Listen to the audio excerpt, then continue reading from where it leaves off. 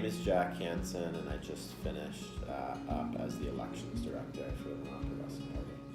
Yeah, so my name is Betsy McGavisk. I am a senior at UVM, and I am a student co-chair of the Young Progressives, and a student organizer with the UVM Progressives, which is like the club branch of the Young Progressives. I'm Liana. I am a student at UVM, and I'm from Massachusetts.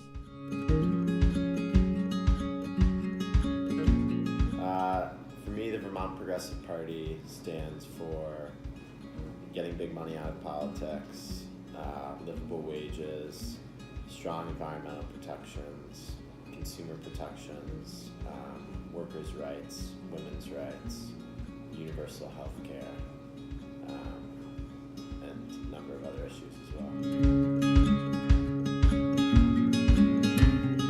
Yeah, so I had a friend that was working on a city council campaign, and she brought me to a couple of city council meetings.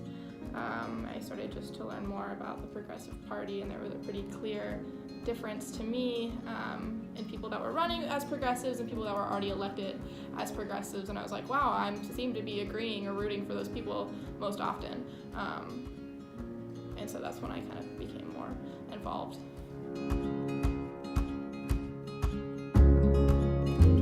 It's always tough if you can't fall into one of the two categories. So if you agree with parts of both, then I think a third party is beneficial, but it's interesting that only one state out of 50 have one. This last session, Democratic leaders basically killed campaign finance reform and a ban on corporate campaign contribution, in part because many of them do rely on it for their campaigns, and so there's much less motivation to make that change if it's going to hurt you in your next cycle. So I think that's a huge one, and I think that influences other things. But even regardless of that aspect, I just see progressives as further to the left than the Democrats, further to the left, and pushing more boldly for the working class and for the environment, and pushing for policies that are maybe further from where we're at now, but are closer to where we need to be. Whether that's $15 minimum wage, whether that's putting a price on carbon pollution and addressing climate change, whether that's paid family and medical leave. So I think we tend to push for more and be more bold. The existence of a third party and the existence of working outside of the two-party system is huge in itself.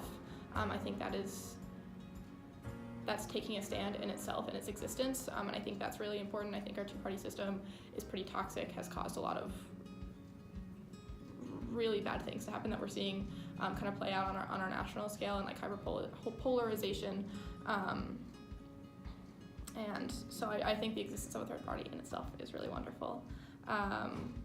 Other things that really separate progressives from the Democrats, I think, are campaign contributions, and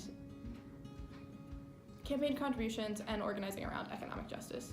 I think progressives are more likely to put people and community members over money, neoliberal capitalism, profits, and that for me is the biggest difference, is being critical of capitalism.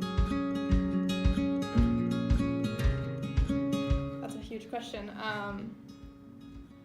I think structurally, there's some structural changes that could happen in the way that our government is set up. I think there's like a lot of studies in comparative politics around the way like European countries are set up and things like that like parliamentary systems kind of moving incrementally towards that would allow for third parties to thrive, having some type of runoff voting system so it's not a winner-take-all. Not every election is winner-take-all, and that really benefits two parties.